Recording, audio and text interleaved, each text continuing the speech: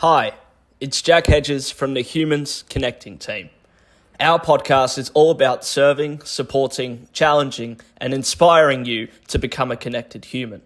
The content of our podcast is of a general nature, and consuming this content is not the same as seeking individual advice from a connection mentor, a registered mental health professional, or a coach. Conversations about human connection address loneliness. We destigmatize loneliness here at Humans Connecting. We do that by talking about loneliness openly. Loneliness conversations necessarily include a range of topics which at times may be difficult for us to talk about, to hear, and to sit with. If, throughout our conversation, this is true for you, we encourage you to please contact a mental health hotline.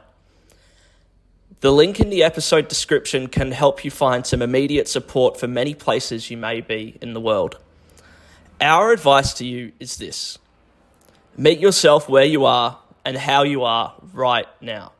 If you don't feel up to it, we'll be right here ready to be by your side when you are ready. We're glad you're here. Let's jump in. Wouldn't it be nice to leave an appointment or an interaction with a caring professional and feel seen as the awesome humans that you and I are, rather than as a symptom or a problem to be solved?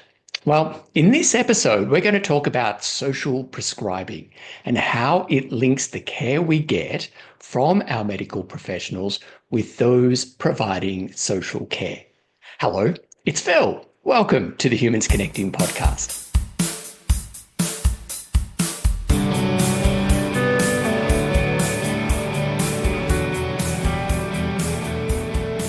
Welcome to season 3 of the Humans Connecting podcast. I'm Phil McAuliffe. I'm a speaker, author, connection mentor, the founder of Humans Connecting, and I'm your host for this podcast. At Humans Connecting, we destigmatize loneliness and help you improve your social health and to improve the quality of the connection that you feel in your life.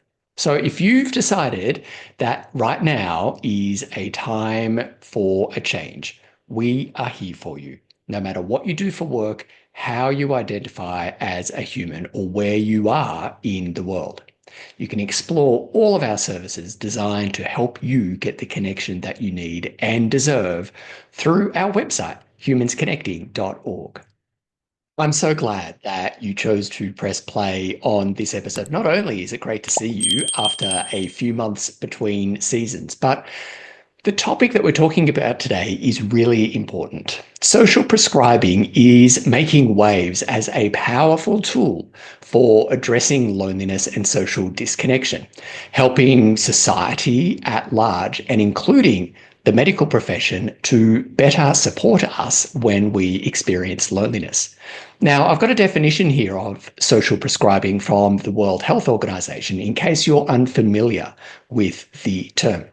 Social prescribing is a means for healthcare workers to connect patients to a range of non-clinical services in the community to improve health and well-being. Social prescribing can help to address the underlying causes of patients' health and well-being issues as opposed to simply treating symptoms. Thus, social prescribing is a more holistic approach to healthcare, which promotes community-based integrated care and helps to demedicalize health service provision. Now, helping us unpack all of what that means is our guest, Jenny Kirschner. And Jenny has been setting the world alight in her own way. Not only is Jenny a pharmacist with over 20 years experience, but she's the founder of PALS, Pharmacy Addressing Loneliness and Social Isolation. PALS is the first international pharmacy initiative developing a roadmap for the pharmacy sector to address loneliness. The longer-term goal is for pharmacists to have an in-depth understanding of the health effects and impacts associated with loneliness and how to address them, and for this to become an intrinsic part of pharmacy practice across Australia and globally.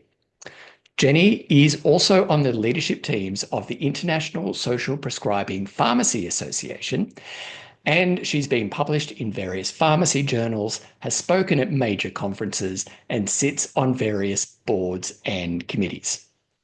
And in this episode, you're going to learn from Jenny how social prescribing puts the focus of medical practitioners back on us as humans as we navigate our lives.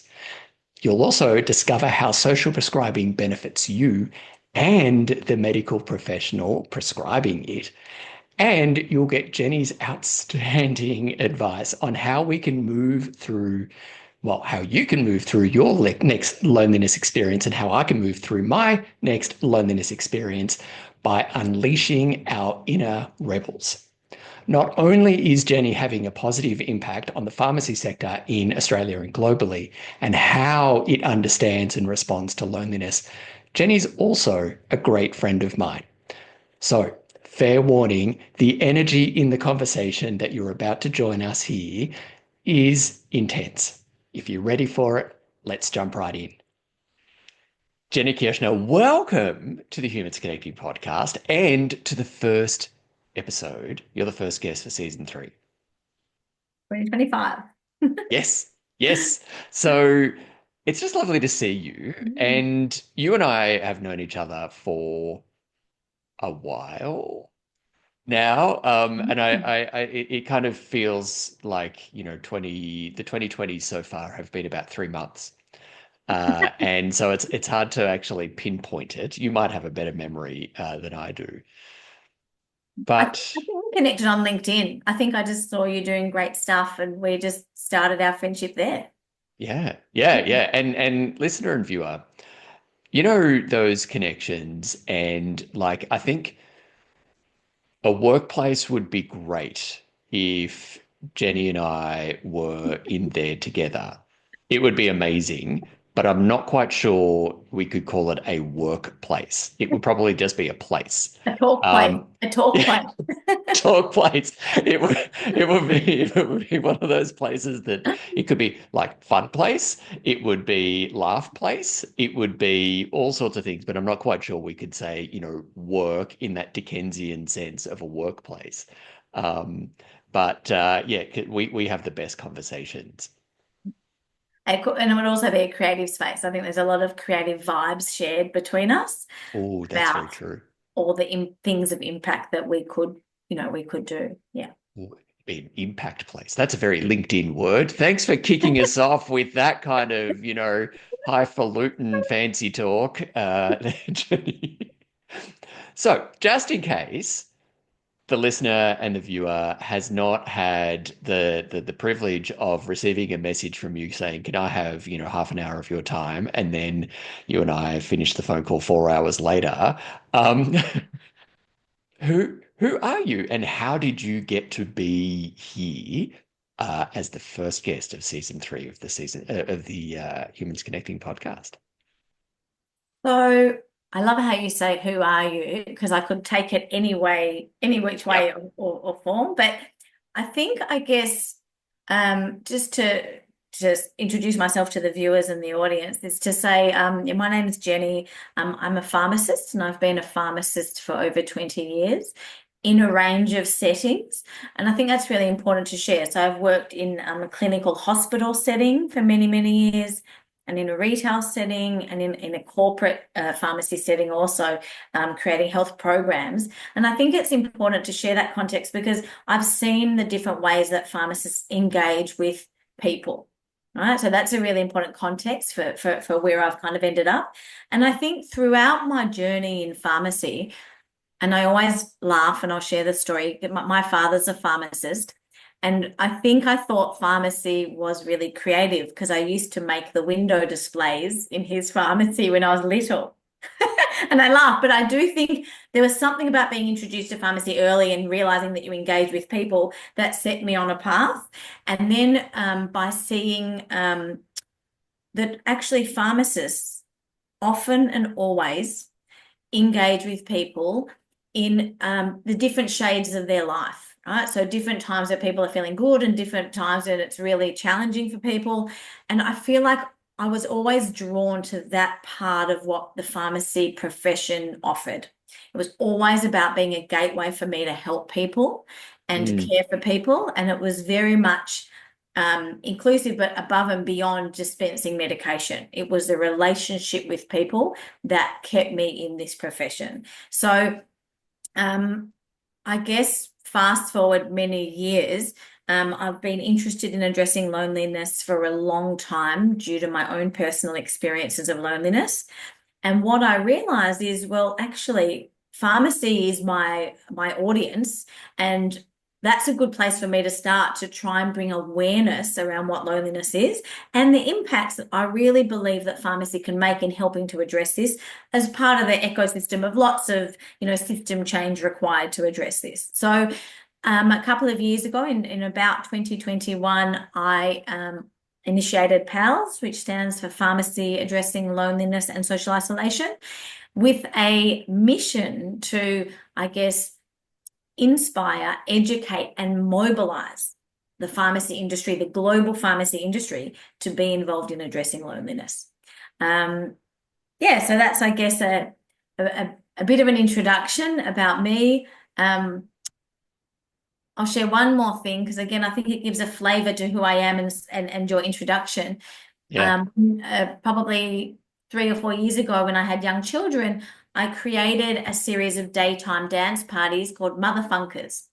So they were parties for mums to come to have a dance with their kids, but it wasn't for wheels on the bus, it was actually for mums to dance. And I share that because I think even though I didn't line all the dots up until I look back at it, there were things that I was doing to try and create community for people, to allow them to feel connected and for well-being and, to have a bit of fun and to thrive in. So, yeah, there are lots of little things that I've done, but when I look back, it's actually always been about people and Yeah. caring for people. Yeah. Yeah. I'm just still back at motherfunkers. Yeah. And I think that's the brilliantest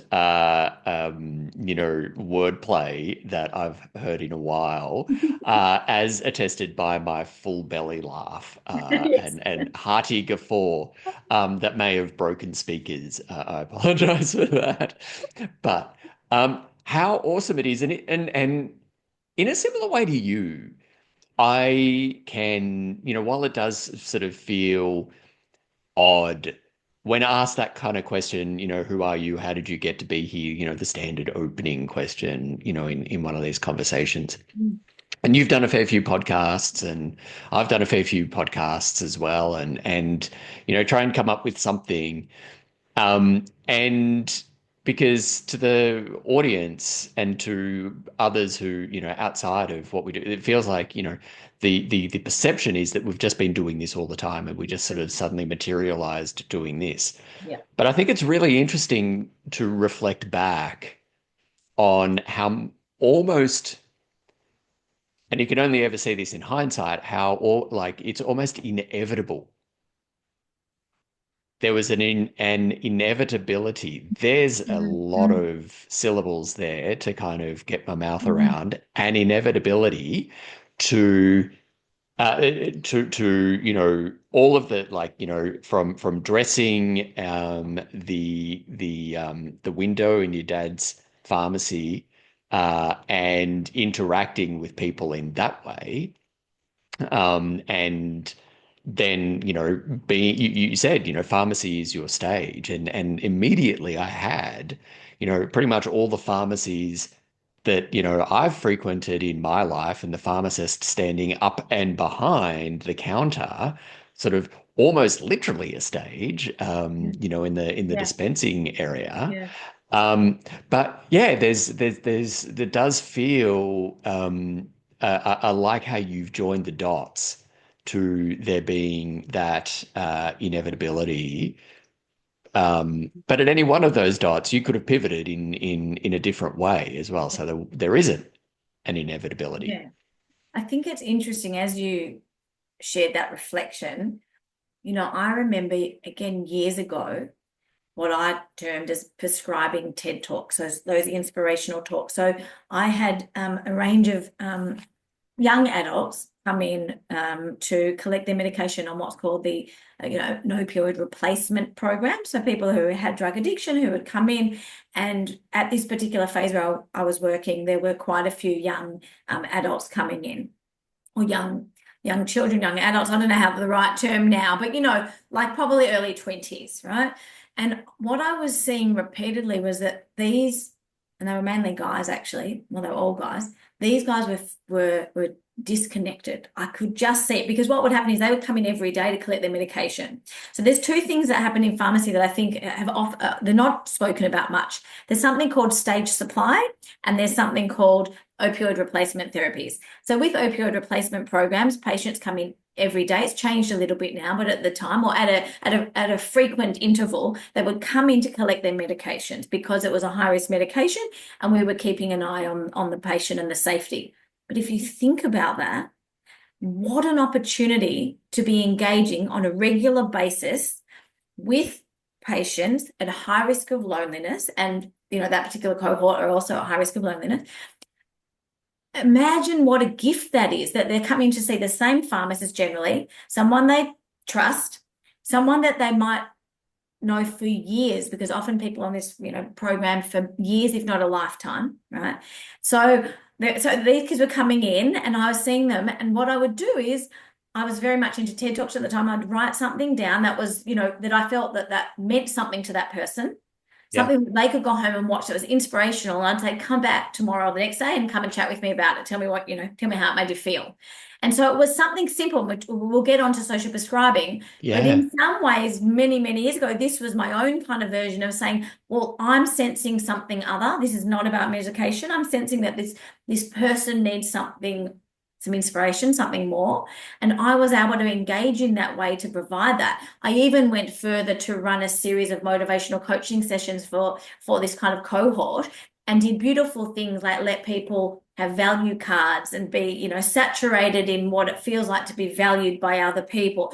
Again, this is a pharmacist taking on this more unique, different kind of role, but I sensed, to your point again, I sensed something in those interactions that was required, that didn't quite exist. And so in my own informal way, I went about addressing it. So I think, yes, I could have taken multiple paths. I remember from a young age always feeling like I had this fire inside of me, and I describe it as fire because that's how it felt.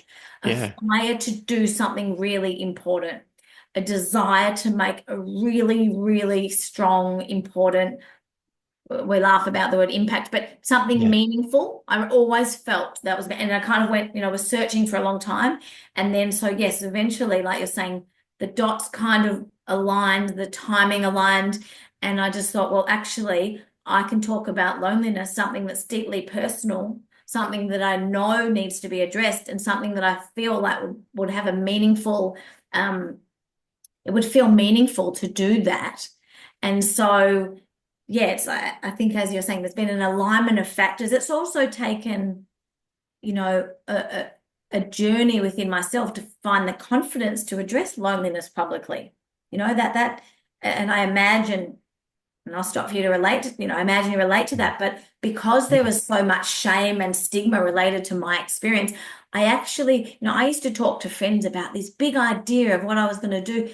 And when I mentioned the word loneliness, I would whisper it, and it wasn't intentional. It was visceral. It was unconscious. I couldn't, do. So I'm looking at it now. I've got this, whiteboard of things I had from years ago, Post-it notes of what I was going to do to address loneliness, but I couldn't do it for many years because I wasn't ready. I wasn't able to.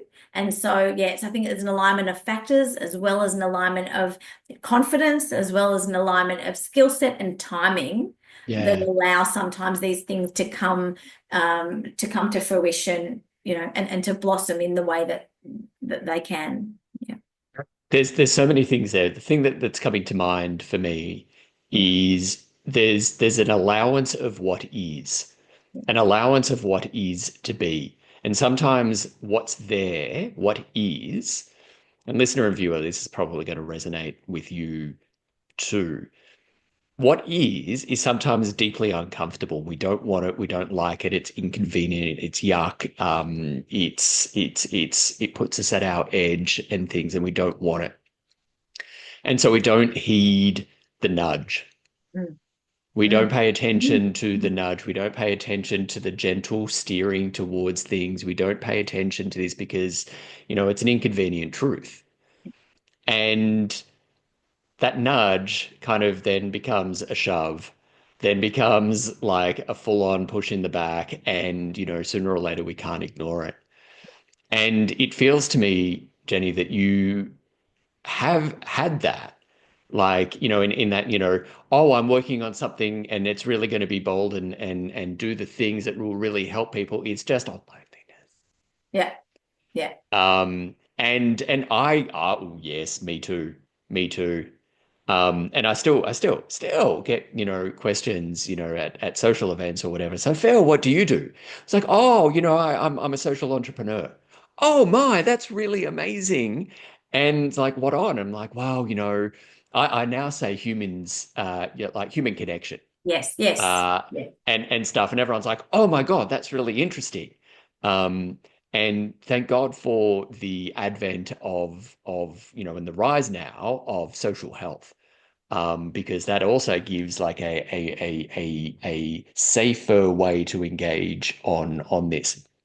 But and they're like, talk about loneliness, and everyone's like, oh, two things either happen. One is that's really interesting. You're going to help so many other people, and by that they mean everybody, but not me. And to which I say, you're other people. You're other people too. Yeah. And or they go, oh, look, scull their drink and go, oh, I'm empty. Can I get you a I drink? No, no, no. And I never see them again. I just want to share one more thing that's been brought up from what you said. So this year I completed, I was part of what's called ODSET, which is an Australian clinical entrepreneur program, right? It's a government funded program with a whole lot of clinicians. And I remember, there's a lot of people in the room, head of neurosurgery and someone who's, an oncologist and a range of amazing individuals, cardiologists. And I remember standing up and they made us do a quick pitch on what are you here addressing? And the first time I had to speak about it with this cohort of, 30 people, I was so vulnerable.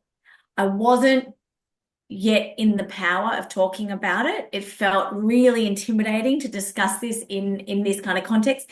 But interestingly and amazingly, I had so many of that cohort come up straight away. I remember this cardiologist who I've become friends with, and she just said, yeah, I know all the stats, and that is amazing that you're about to address this. And so that journey of going through this clinical entrepreneur program with this cohort who just saw and got the importance Yeah. of addressing this also kind of gave me a confidence. It also was challenging because there was some real eye-opening moments about the fact that there are no established funding pathways to support people. So product market fit is a real challenge. And so, in some ways I was being veered away from addressing it because it's great that you're wanting to do something noble, but who's going to pay for the The solution, system, the right? system's not set up to The support you systems. to do something to address the it. Yeah. Right. But Yeah. regardless, I guess I'm reflecting what you're saying is that, yes, there is definitely times when I've had to stand really uncomfortably and say, yes, with a long, loud voice, I'm addressing loneliness, to now kind of be in a position where I can say that confidently and I don't think twice about saying that now. But yes, it's a great point that you make. Yeah. Yeah, and there's one of the things in your story there, Jenny, was and listener and viewer, I want you. This is the first episode of season 3, and I want to start how we ended, like the first 20 episodes in seasons 1 and 2. How our guests have followed their curiosity to get them where they are now. And sometimes, as I mentioned before, that's an inconvenient truth. That's not a calling. that people want, and particularly when it comes to something like loneliness. And I don't know about you, listener and viewer, but when Jenny was sharing what she shared with us, I got chills. And it's a summer morning. It's quite warm, and I'm feeling quite well. So this isn't like I'm not coming down with something, and I'm not cold. I've actually been it was the spark of connection, because what she was saying for me was actually the thing that I also connect with. And the loneliness is like, nobody wants to experience loneliness. We do not want it, and yet we're meant to feel it. And because we're meant to feel it, like, but we don't want it, and it feels that society has been set up for us to not talk about it, to not acknowledge it. It's something that we solve in our own time. We don't know how to speak the language of loneliness, etc., etc., etc. All of the things that we talk about here at Humans Connecting. But what Jenny has said, and um, what I've felt, is that power of loneliness. That power of loneliness that is really simply trying to get our attention, to say, you're not getting the connection that you need and deserve. And it's time to actually now do something about that to get that connection. Now, that's an inconvenient truth, and that puts us at our edge. That makes us, wrestle with vulnerability. We essentially have to come out as lonely when we own our loneliness, and then admit our loneliness to ourselves and to those who have earned the right to hear it. But almost always, and Jenny's example, Jenny's story is adding to the almost always pile. And I'm saying that because I can't statistically put my hand on my heart and say always, but I want to. The path to connection, the path to meaningful connection starts, that you're looking for, starts when you pass through the portal of loneliness. And it's not fun, it's not easy, it seems kind of scary, and it might be like walking, like, I've got images of the cemetery at night in Scooby-Doo episodes. And you need to, like, what you're looking for has fled into that, that dark, scary place. But the thing is, you don't go through it alone. You don't go into that place alone, but you have to go into that place. And doing it alone defeats the purpose. Like, but also the the cave we fear to enter holds the treasure that we seek, to quote um, Weller there, Francis Weller. And on the other side of this, Jenny's going to be talking about the treasure. She shared a little bit there about the treasure.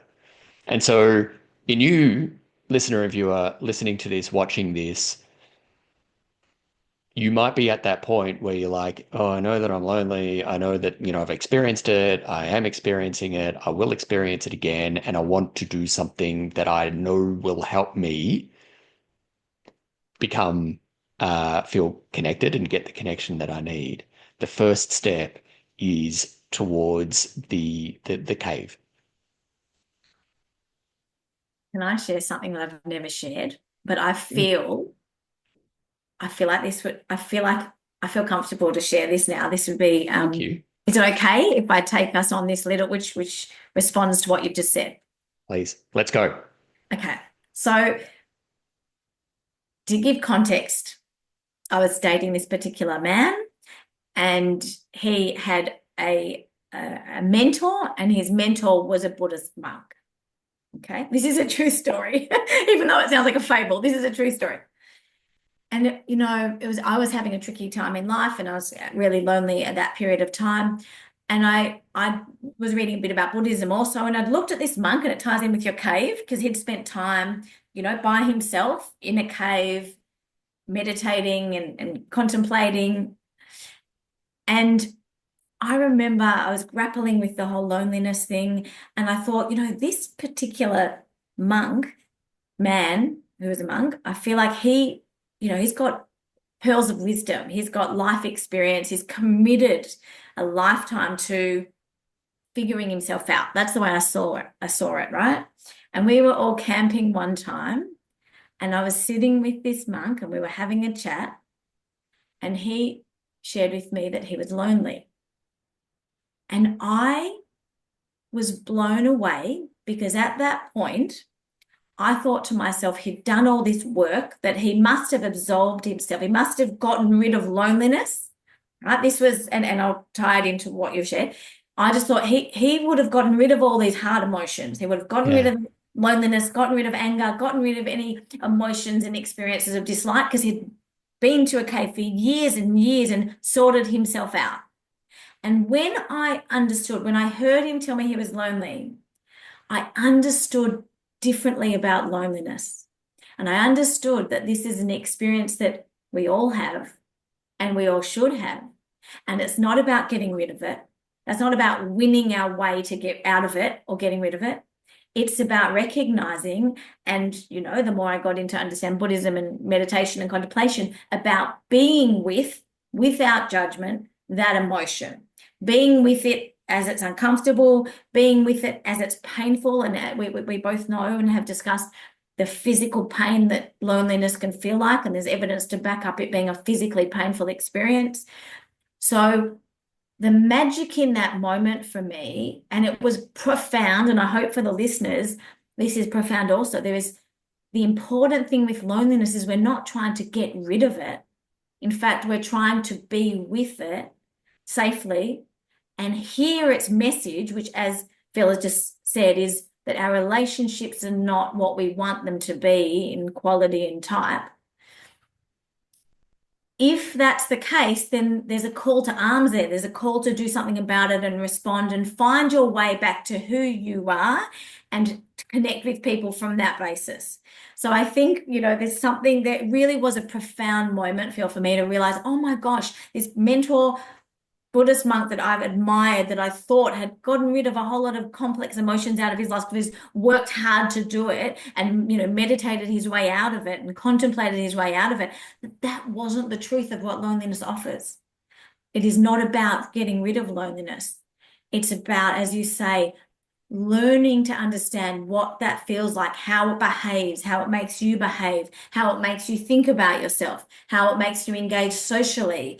And then once you kind of learned about it, then you can recognize when it's there and learn to respond in a way that's, I guess, graceful, in a way that is without judgment, in a way that allows it just to, have its message heard, and that you have the critical attitudes of self-kindness and compassion and gentleness toward yourself as you feel it. Hear the message and then find ways, get support, reach out to Phil and other people and get, the support you need to take those courageous, and I intentionally use the word courageous steps towards connection. And I've often felt, and Phil, I imagine you feel the same, some of that first step is about connecting to self, authentic self, to then be able to connect with other people from that basis and not from a place of, expectation or otherwise. So I know we've gone a bit deep here, but I think there's a really important message. The important message is loneliness is not to to dispose of. It's not to kind of get rid of it. That's not the aim here. We're not trying to eliminate this.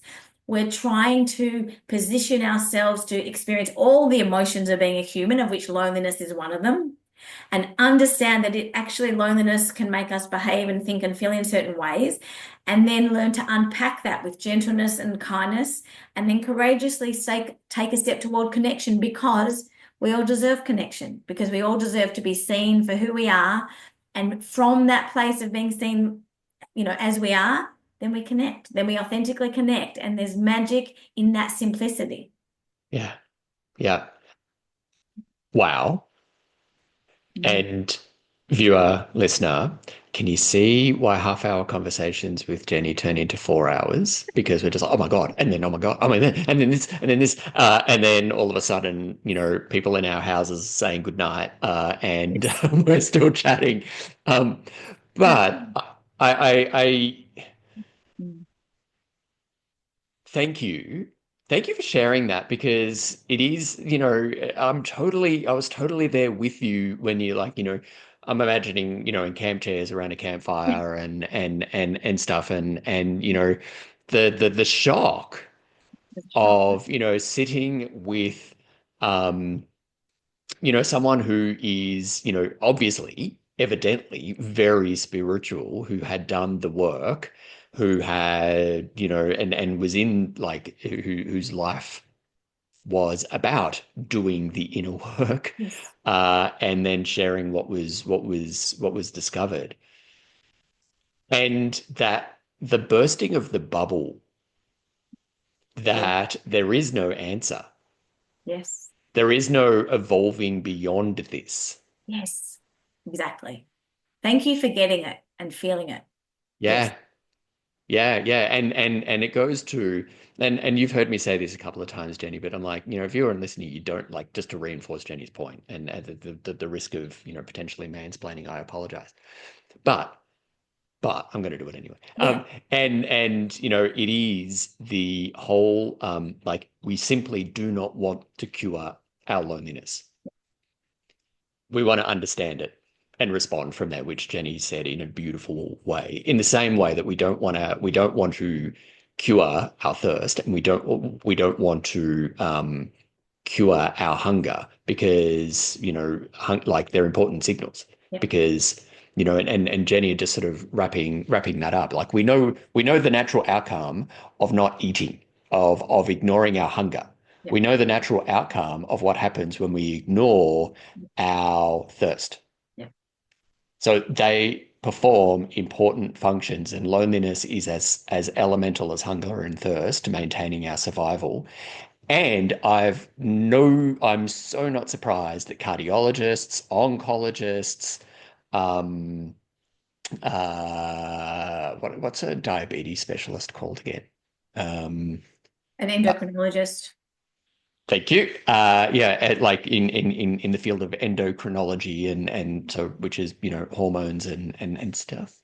Um, but like we're coming up, neurologists were coming up to you and going, "Thank God you're doing this," because there's like I've got a roster Yes. full of people who needed your support 10, 15, 20 years ago, and still need your support going through treatment and all for what they're seeing the specialist for.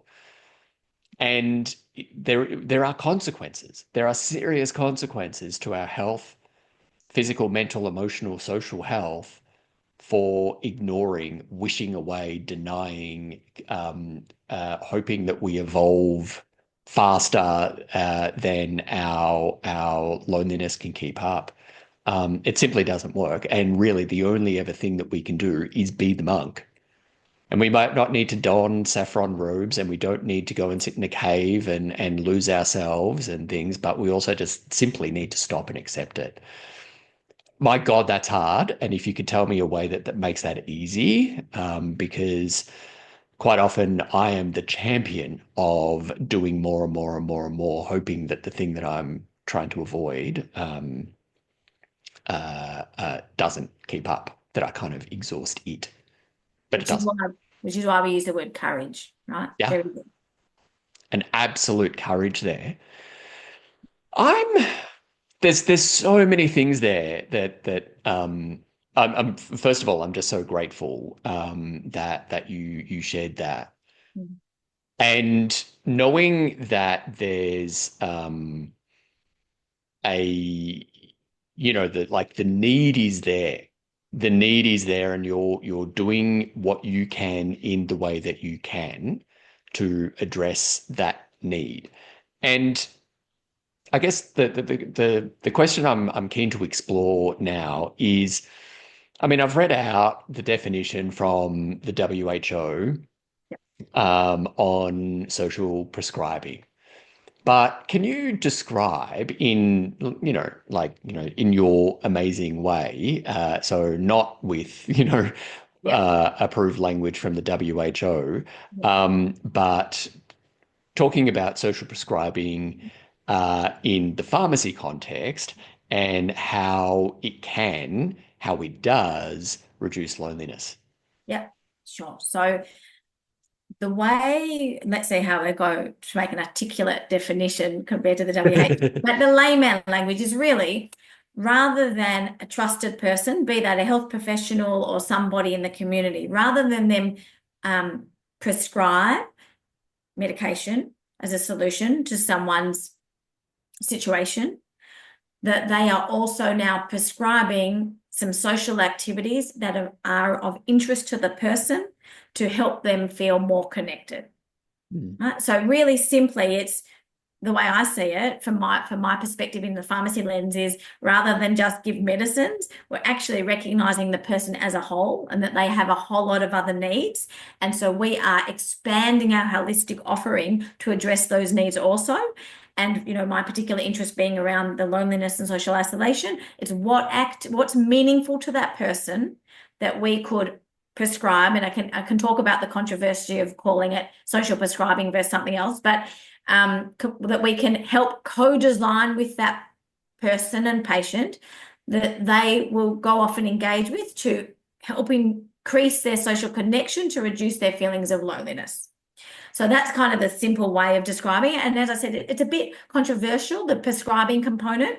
And it's controversial because what's really important about social prescribing is that it's co-designed, it's designed together with the person based on what is meaningful to them. So it's not the health professional saying, hey, I think you would be good at playing golf, so here's a prescription to go and do golf. It's not that. It's the relationship that, again, from my perspective, the pharmacist has with a patient who knows them over years and years to know what their interests are, what their family situation is. There's trust there. When I know a patient, I kind of can understand what might be of interest to them. And I also have an awareness of what's available in the local community. So we can have a chat and we can work together to understand what might be meaningful to them, that they feel confident and comfortable to engage in, that's available and accessible to help them, increase their opportunities for social engagement and social connection with positive flow-on effects to reduce their feelings of isolation and or loneliness. Does that make sense, or we can kind of unpack that further? Brilliant, brilliant. So just to kind of underscore some of the things there, the important part of this is co-design. And what's meaningful to what matters or meaningful to someone else. Yeah, I love both of those points. And to make it work, Yeah. how does it well, I was going to give an answer there, but I'm curious to find out what your take is. How does this work best? How can this work best? So I'm going to take it back a little bit to give context, which you might have covered, but social prescribing has had a lot of traction in the UK, and it's coming into flower in Australia with actually quite a bit of traction and speed, but it's still new here. Okay, well, there are different kind of pockets of people who've been doing it a long time, but the introduction into the pharmacy space, for example, is absolutely new. Okay, so when we say how does it work best, to be honest, I think we're all learning. I think globally, and I've been part of lots of webinars and conversations, with global audiences also, we're all learning how to best make this work.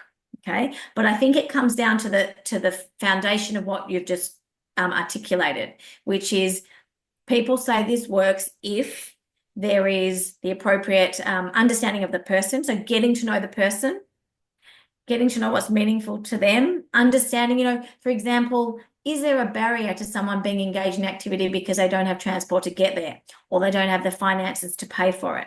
These things need to be considered when you're co-designing that, because what we're trying to do ultimately is reduce any barriers. So in my past life also have worked as a health coach and done training as a health coach for a Diabetes Australia, like a life modification program.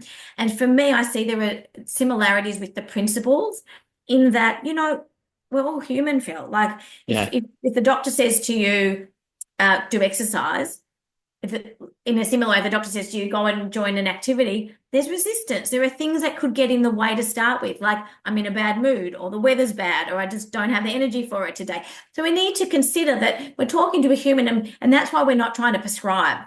You don't want to be told. If I understand, Phil, for example, that you love, I think you like, reading and poetry, and there's certain things I think that would really resonate with you. If I know you well, then I can think of suggesting, not telling you, suggesting activities, and then figuring out, well, okay, during the week you're busy and on the weekend you've got more capacity. It's really, as I said, designing together something that will reduce barriers and empower that patient. Look, there are some models of social prescribing that involve link workers. Should I explain what a link worker is? Okay, so there's a whole lot of different models of social prescribing, again, still being detailed, but a link worker is a specific role where a person gets to know an individual to help them through that process of not only designing, the prescription, but also some people might need help emotionally, socially to go and attend. So link workers can attend with individuals the activity for the first time or for the first hour or for the first few times. So depending on what sometimes loneliness results from a range of factors, including perhaps not having the social skills or the social confidence. There are, negative self-speak about what might happen at a social event. So link workers are really designed this role to facilitate what that individual needs. And it could, down to that granular level of attending an event with them. So what works 100%, we haven't put it into an equation yet, right? What we know is it takes time to get to know someone, and then it also takes time to learn what the barriers are, how to support them, and how to get them, engaging in an activity that feels good for them. So yeah, I feel like that wasn't a direct answer to your question, but I think what the important part is, it's new for pharmacy industry. It is absolutely new, like it hasn't kind of yet existed. So we are really, I'm working with the Pharmaceutical Society of Australia, which is the peak pharmacy body, to really put a position statement out around the role that pharmacy can play. I'm also on the executive team of, very wordy, we go wordy, you and I, of the International Social Prescribing Pharmacy Association, so ISPA. So it's a collective of pharmacists across the world. So we have representation from Australia, from America, from Canada, UK, and a few others. And we're looking at how do pharmacy get involved in social prescribing in a way that's kind of cohesive and streamlined, and the things that are required to make that feasible and sustainable. So this is work in action to get pharmacy involvement. And GPs have, been involved in this for a while also.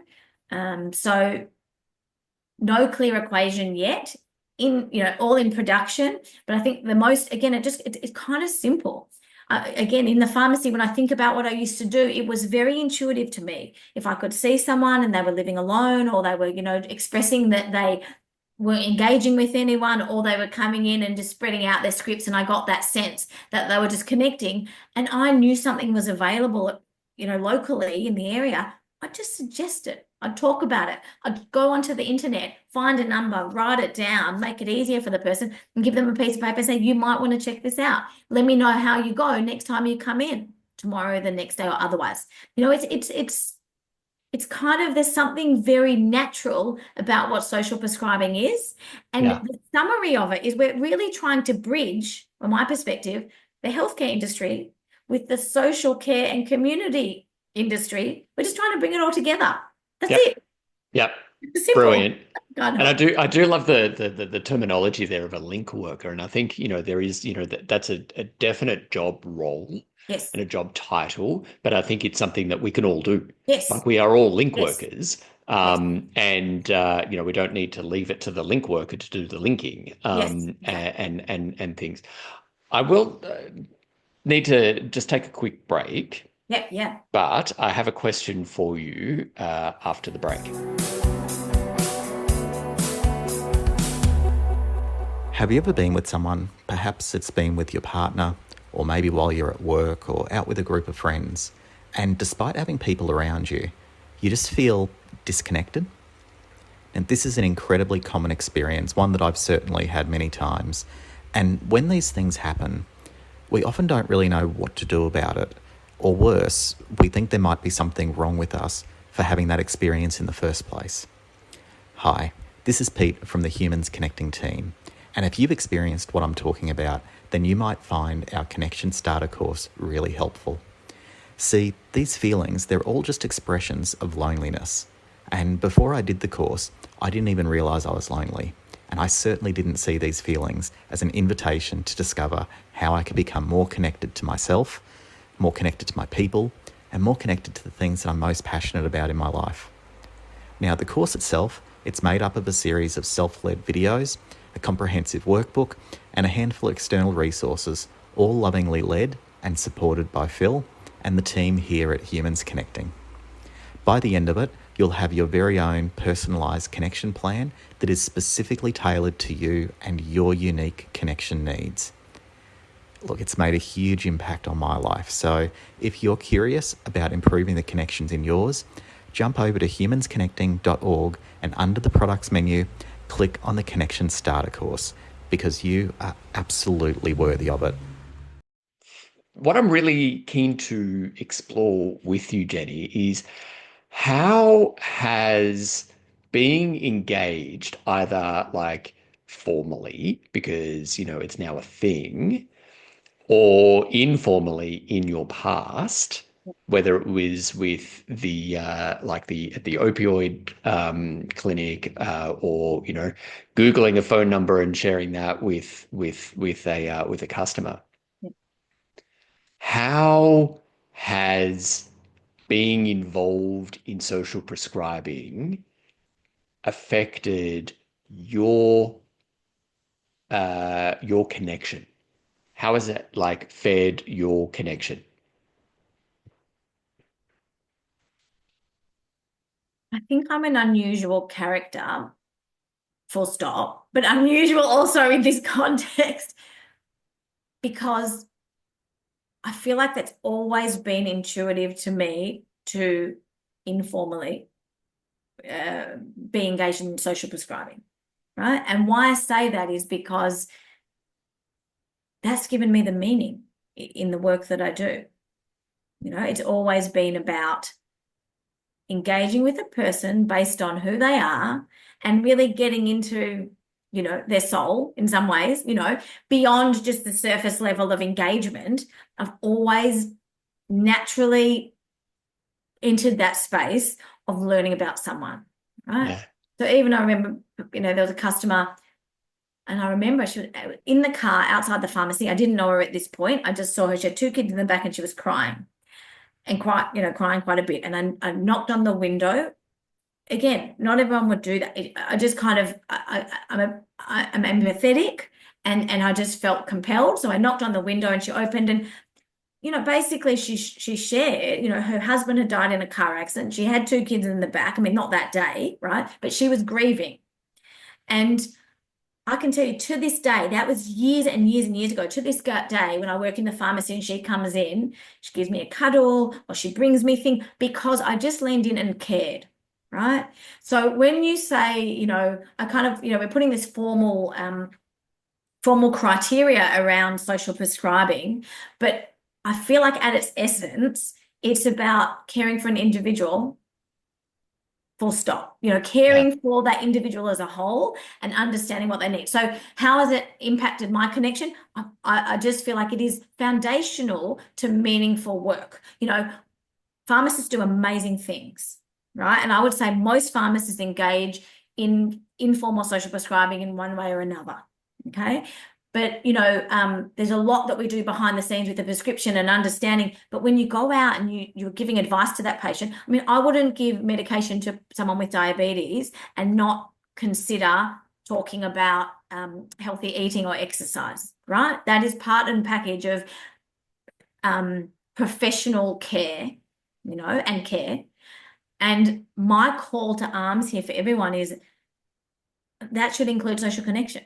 I mean, it's as simple as that when you're talking about anything with medication, if you've got someone with a chronic disease, heart disease, diabetes, depression, anxiety, if someone's lost a husband, grieving, there are triggers that might make somebody more prone to feeling lonely. We can just be extra kind and caring and invite them to come back and engage, but we can also learn what their interests are over time and help connect them with local services. And I just feel like from the health professional perspective, that brings job satisfaction and meaning to the work.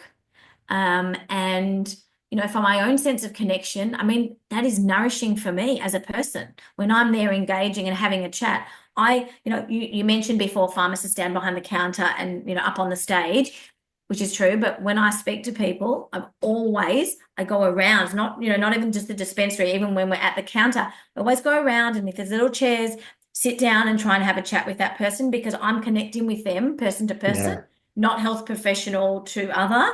It is about connecting on that level. So I think social prescribing has the potential to reignite the job satisfaction for a lot of people who've become very busy in healthcare, and you're crunched for time, but I believe if you spend some time with a patient, a person at this kind of level, discussing these kind of things, you're going to leave your day just feeling satisfied and content that you've really made a difference, and that you've really made a difference. But also, you hear stories from people and it gives you perspectives. It gives you insights about your own life. The reflections that you get from conversation, it's two-way. There are customers who definitely sometimes care for you, when you're having a hard time. So I think there's so much potential for loneliness to transform the experience for healthcare providers also, as well as the, patients that we're engaging with or people that we're engaging with. I love that. I love that. And because it's reciprocal, and how uplifting and nourishing it is to know, even on a tough day, we've had a positive impact on someone or something, and have had a positive impact on ourselves. That sounds trite, and can come across potentially as Instagram philosophy like. But, knowing that we've made a positive difference, we've had a positive impact, that helps me get through, the tough days. You've hit upon a point that I wanted to raise secondly there. And one of my concerns, I'll share this, one of my concerns is that social prescribing, in a sense, narrow or otherwise, but in a sense, relies on healthcare and relies on the healthcare industry. And you and I well know, and viewer and listener, you don't need to be in Australia. You could be, wherever you are in the world listening to this, but you'll know that healthcare professionals are overworked. If it's in the public sector, if there is a public sector, underfunded, constantly, needing to be efficient. Here in Australia, Medicare rebates are not keeping up with the cost of actually of general practitioners seeing patients. Try as they may, every time I've gone to the doctor, and I'm, very healthy and stuff, but, sometimes you just need to go and get, a sinus infection checked out and all that kind of stuff. I'm in and out of there in under 6 minutes. And I don't feel connected to my GP. I go and see any old GP who's available, if I can get in. And quite often I feel like a piece of meat, and stuff. But also, and I remember this, and I'm just going to tell a story here. I used to live in New Zealand and would go to the doctor, or would take, one of the kids to the doctors, and New Zealand GPs just had like oceans of time compared to GPs in Australia. And I'd go in and sort of go, I'd be like ready with my rapid fire questions and stuff, and they'd be on for a chat. I'm like, I'm ready to go. I'm done. Like, can I go now? But in any case, I remember being somewhere, and I won't give too many details because to protect their privacy. But I needed to go to the doctor. I wasn't in Wellington where I was living. I was in visiting another city, and I really needed to go to the doctor. And I kind of found a doctor that was going to be that was open, and it turned out to be like almost 2Ks walk away. I felt like shit. And it started raining. It was just this whole like comedy of things. And I got there, I was saturated, and it looked like I was going to be waiting for like 5 hours, feeling terrible. Anyway, doctor opened, said, Phil, come on in. And we started talking and stuff, and I had the flu. And they gave me some like a prescription and things for like a antiviral thing. Like I caught it just in time, blah blah blah. He's like, so what brings you here? Like you're Australian, you live in New Zealand, what? And I'm like, well, told the story and stuff. And he says like, well, what do you do? I'm like, well, actually, I've started something called The Lonely Diplomat, and I write on loneliness and what it means to be a diplomat, what it really means to be a diplomat and live the diplomatic life. And he's like, oh my God, that's amazing. Turned and with on the computer on their desk was just like I typed in thelonelydiplomat.com and he started reading it in front of me, and he's just like, and he turned to me and said, yeah, chronically lonely, seeing people all day, every day, coming in here like ailment after ailment after ailment, and bit of a chat, off they go.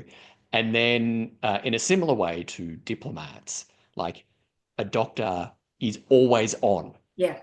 Because even in the community, they're recognized and they can't sort of be like turn off. Yeah. And anyway, the next day, this is the first time this has ever happened. The next day I got a call from the doctor going, how you feeling?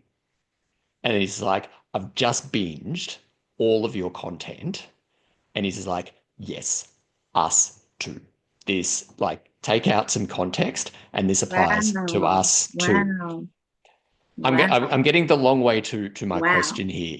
How do we, in that kind of environment, whether if it's in like emergency medicine, whether like it's in a busy pharmacy or even like in a big box pharmacy, or general practice where it's a small business and it's tough to make ends meet, and the demand is enormous, and the person running it, the GP or the GPs, are mere humans as well, trying to do their best with what they've got, and follow their calling and all that kind of stuff. How do we make sure that those who are doing the social prescribing or engaging in this are also socially well themselves? Mm-hmm. Who supports the supporters?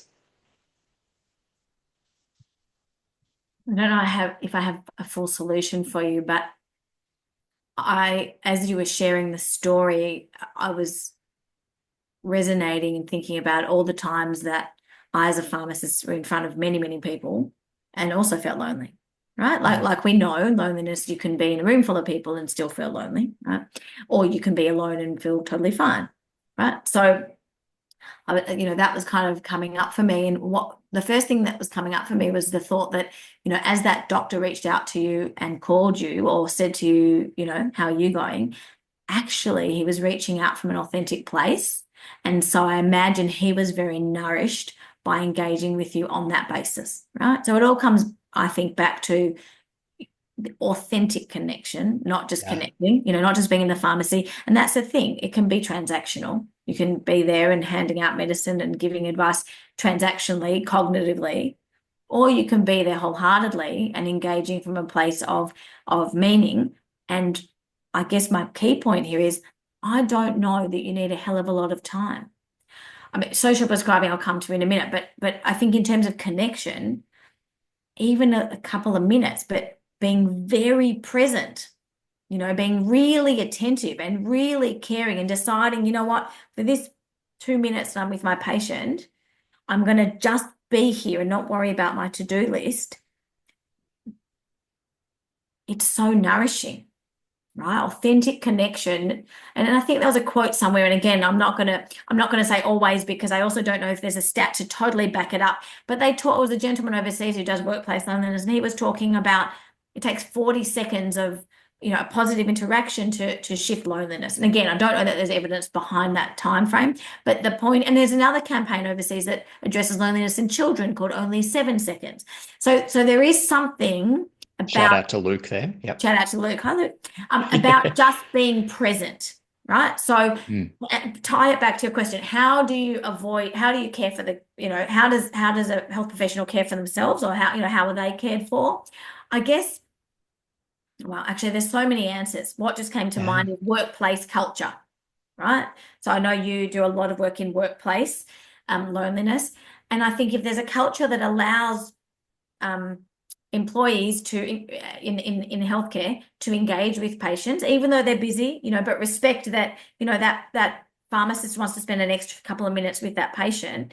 And whilst that's not, at the counter, ringing up a bill or, taking money for something, that is nourishing, but that's reciprocal. The patient gets something, they're likely to come back, there's a loyalty, there's a trust, but also it gives the pharmacist an opportunity to not be transactional in their day, but to genuinely connect with someone. And I think that's a start, right? That a culture that allows you to lean into caring for people wholeheartedly and from a soul-based place.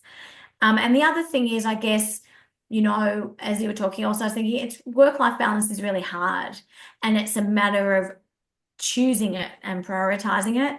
And I think, again, it's probably a workplace culture thing. If we can value that, employees need some time out, if we can value that they need time to socialize or have activities in work, or have opportunities in work for people just to be themselves.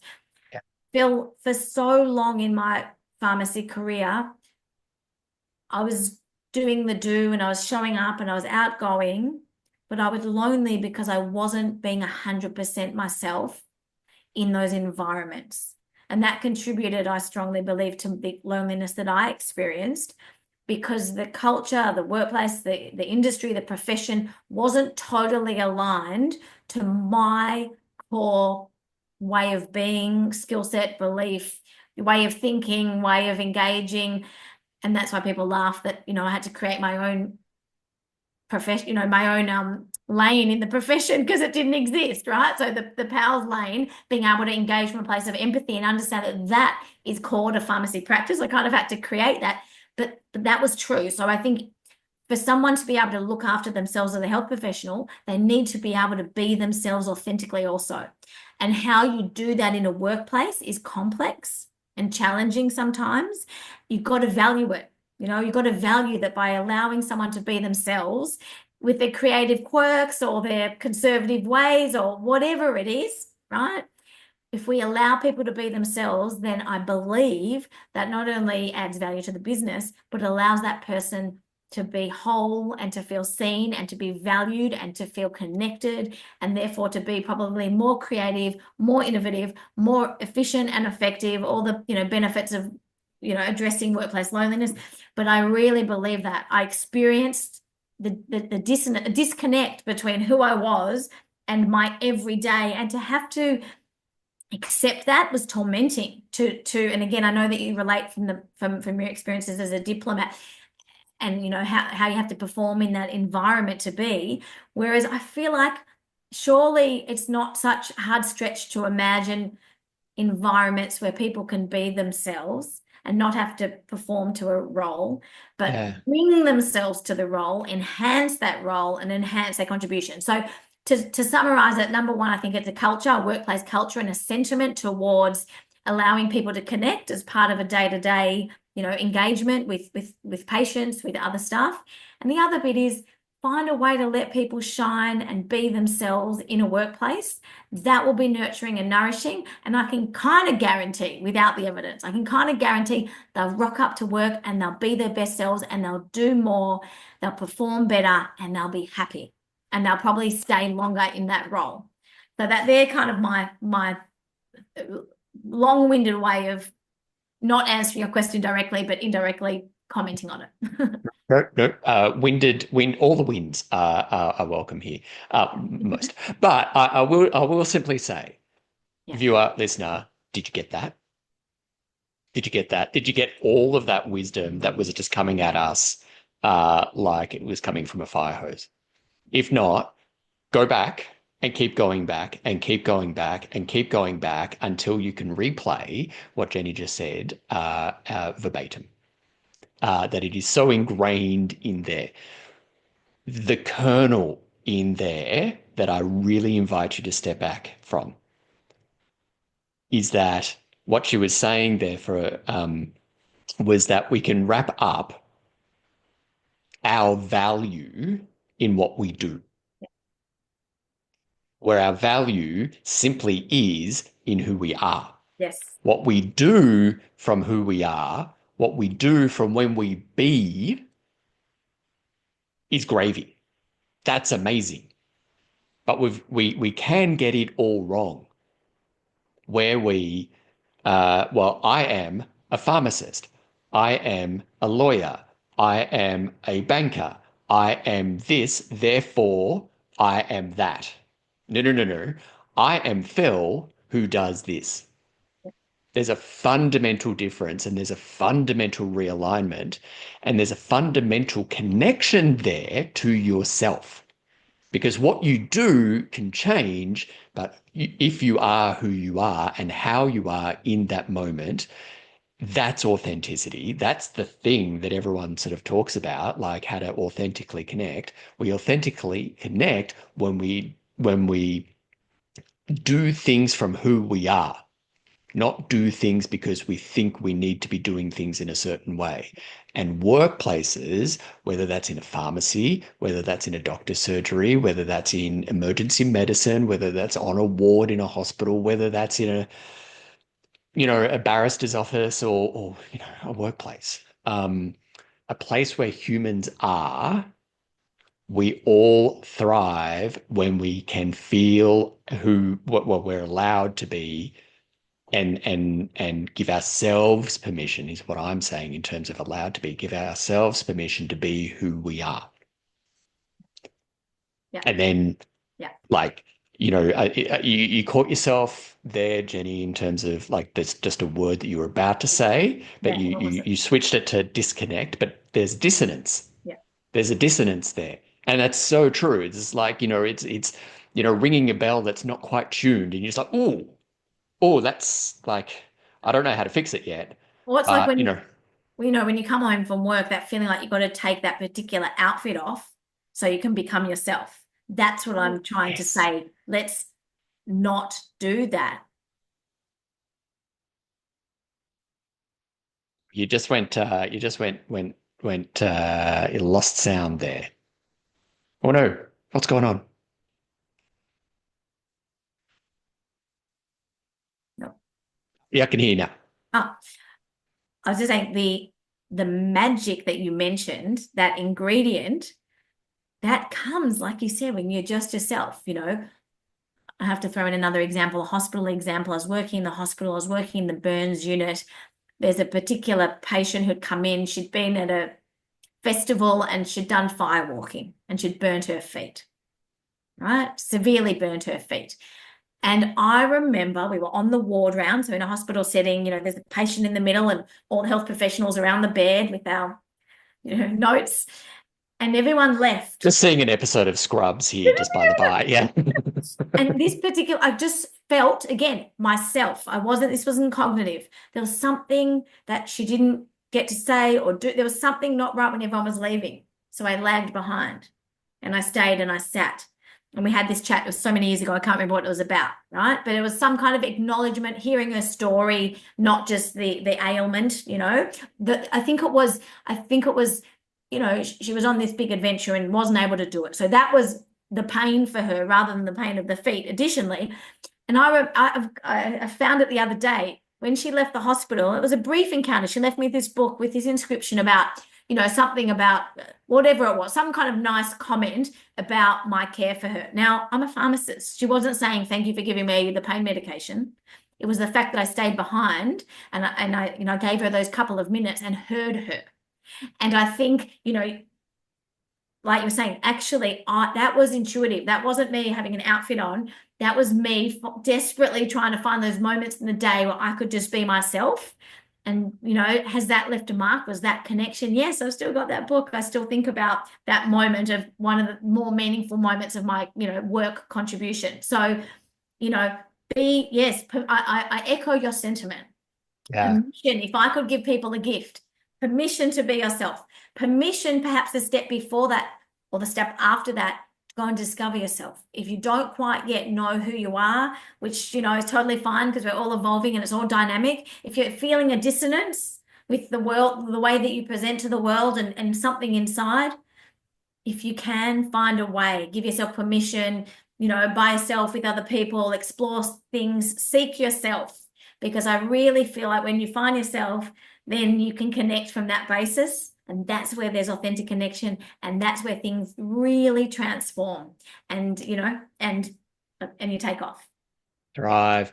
Yeah. Yeah. This is like, if you're a listener, like, again, can you see why conversations with Jenny just like range out of control? Like, they're amazing. They just nourish my soul, and I hope that you're feeling just a little bit nourished. But I think that you're probably swimming in all the nourishment right now, and the things that like just sort of giving us warm fuzzies. In moving on, and I've got a couple more questions left, but. I will just simply say, you know, you mentioned just before the sound dropped out about, you know, coming home and having that time and like, you know, I just need to take off like work stuff and so, like, you know, mentally burn it, but probably put it in the washing hamper to wash.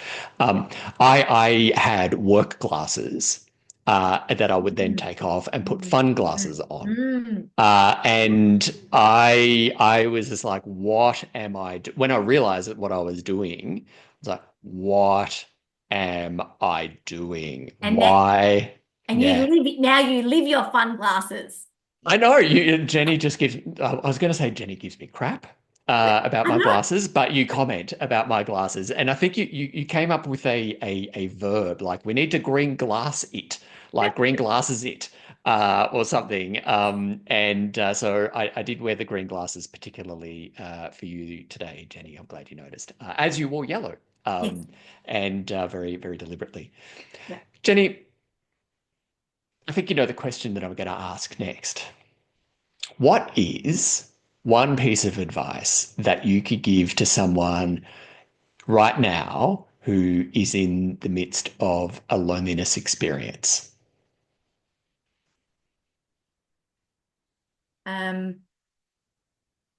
Again, limiting me to one piece of advice is really tricky, but I'll try.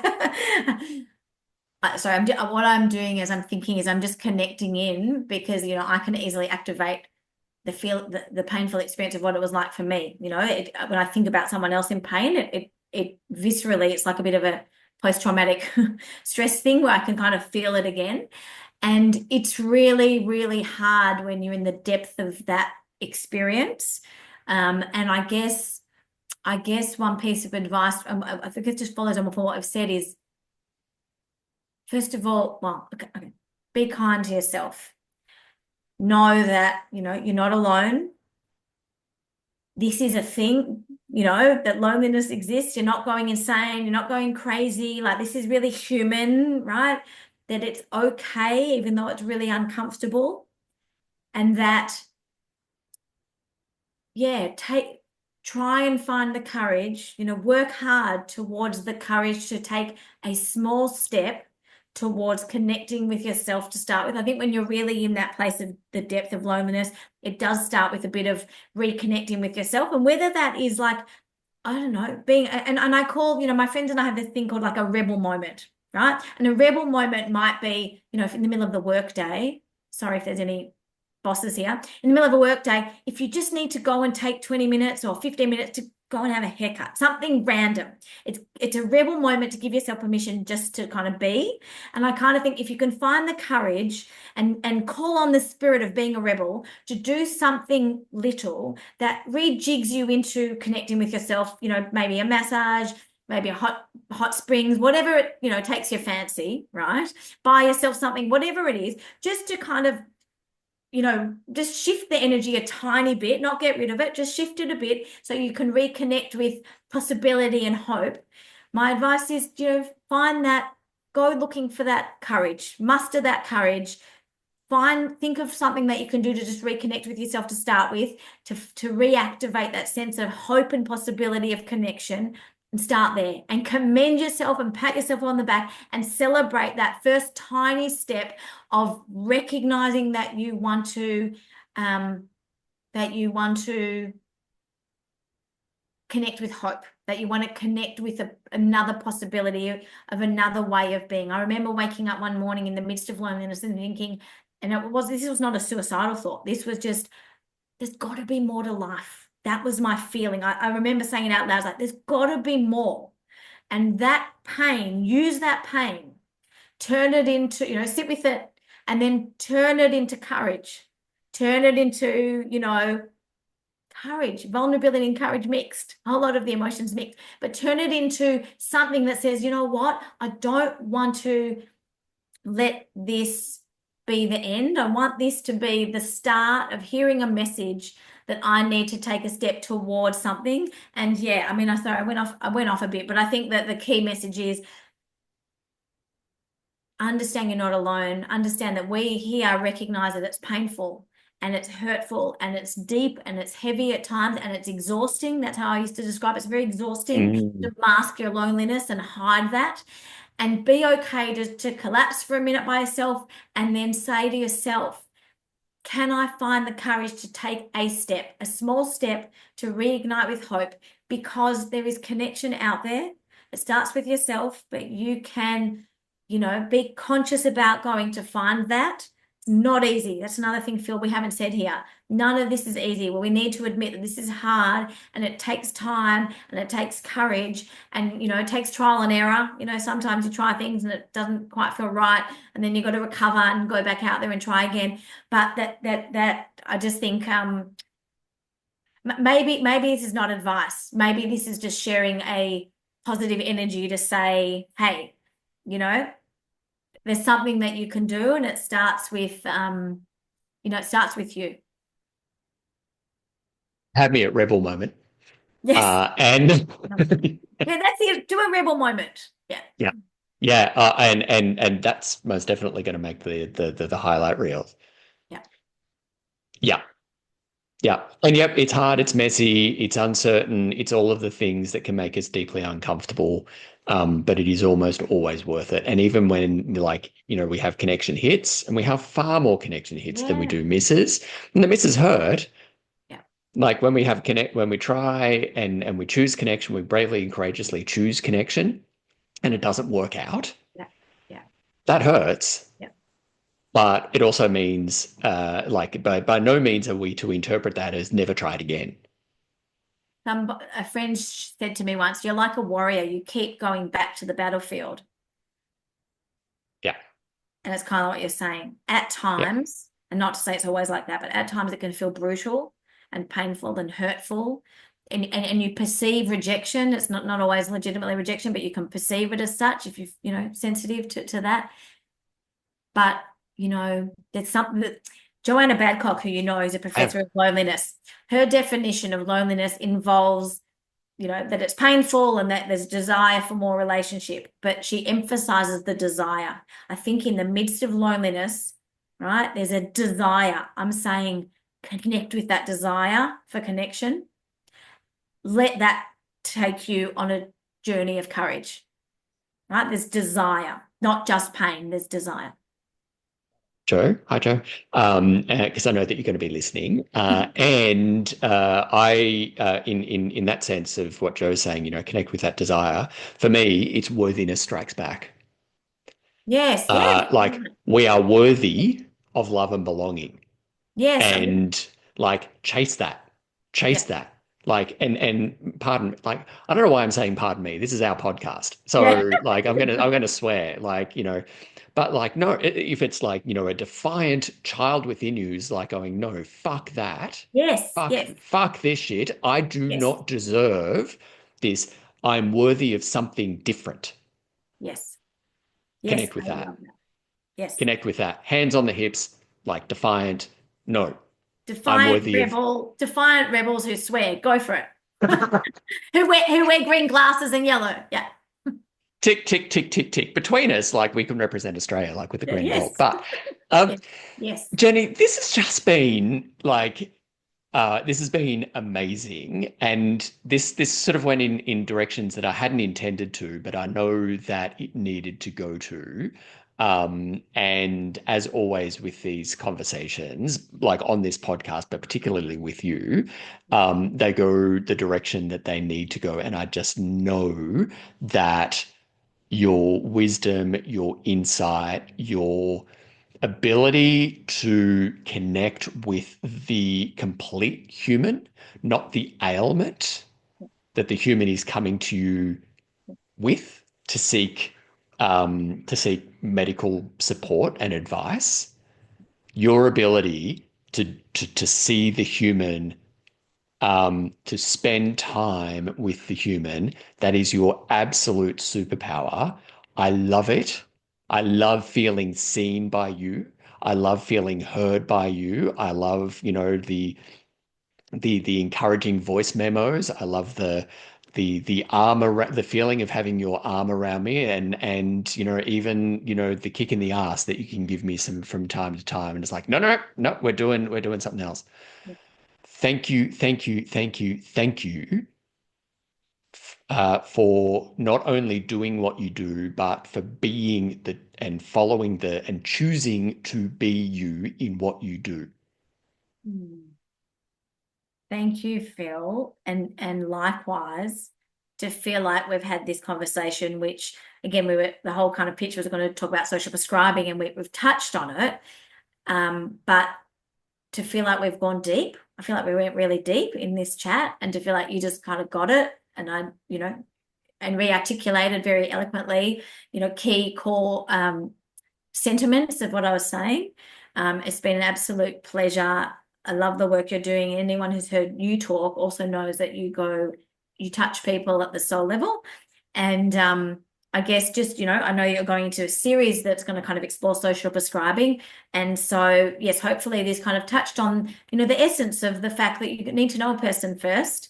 And then you can have a whole model around how you can connect them in. But, really importantly, allow people to be themselves so you can hear and see and know them at some kind of level. And that's a great foundation for your series of conversations on social prescribing. And hopefully, that provides a logical sense of introduction with more insights and wisdom to follow from other guests that you have on the call. You've set a high bar in terms of wisdom and insight.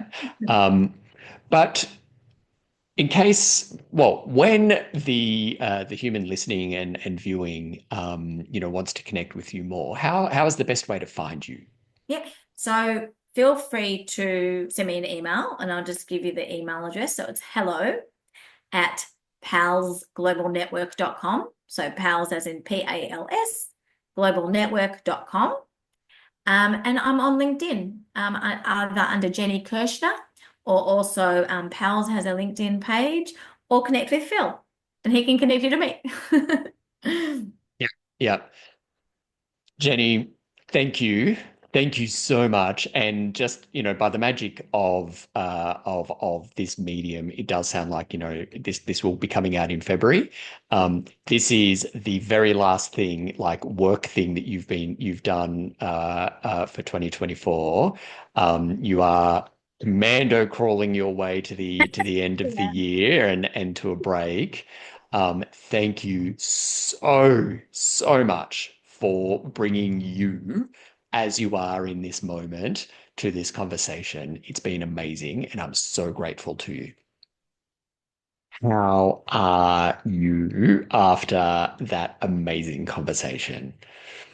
It's been a little while since that conversation ended, probably like, 40 minutes ago. And for me right now, my heart and soul still feels very nourished.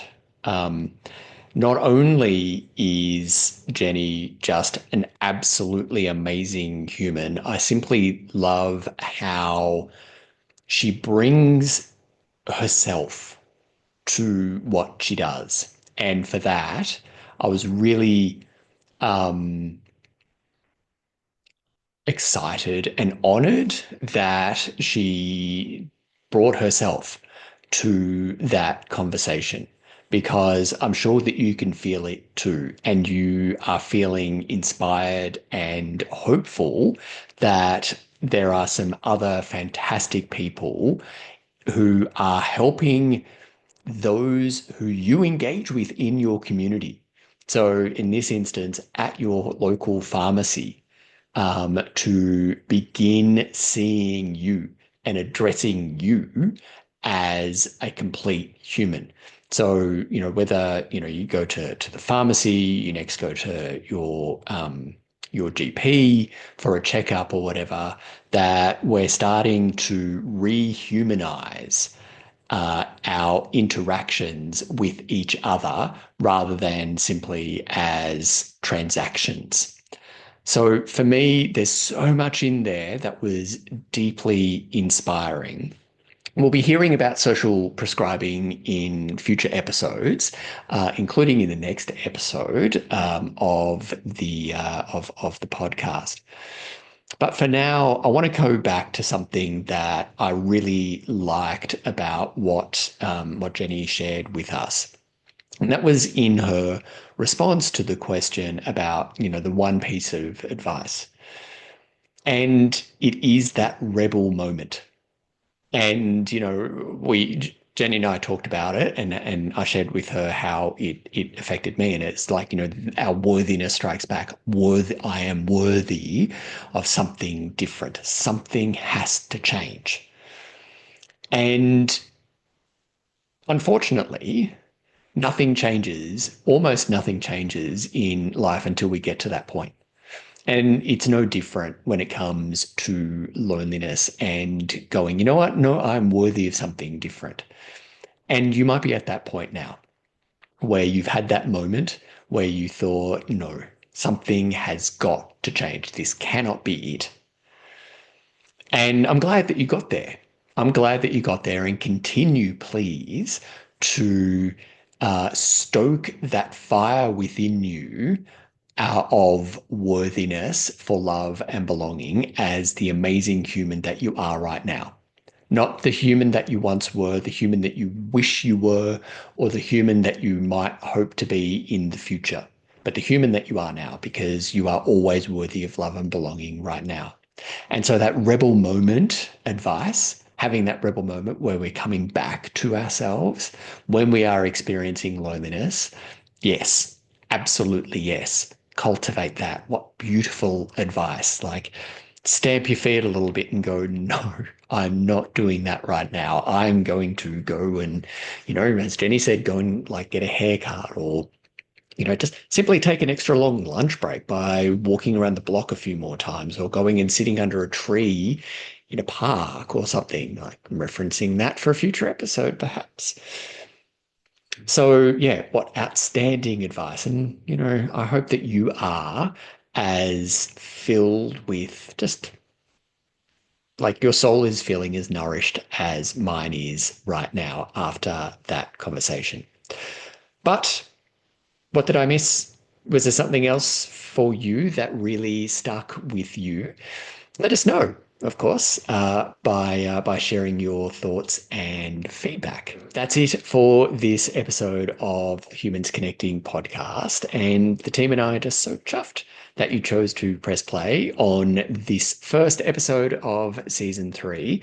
Cannot wait for you to join us for the rest of the season. And if you can't wait, there is always, a backlog of content, a back catalogue of content that is all about serving and supporting and challenging and inspiring you to become a connected human in other episodes of the podcast or on the blog.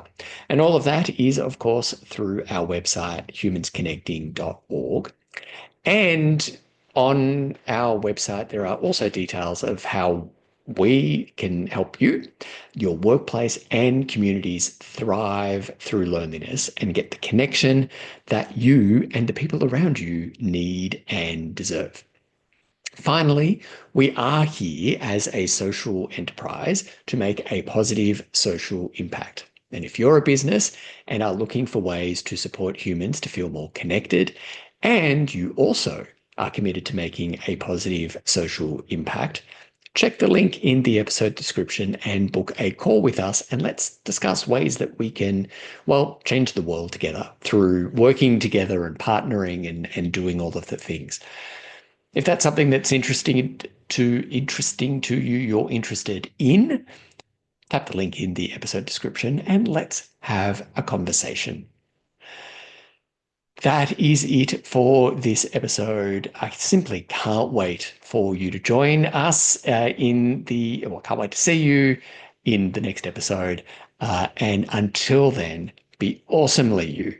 Take care, and we'll see you later.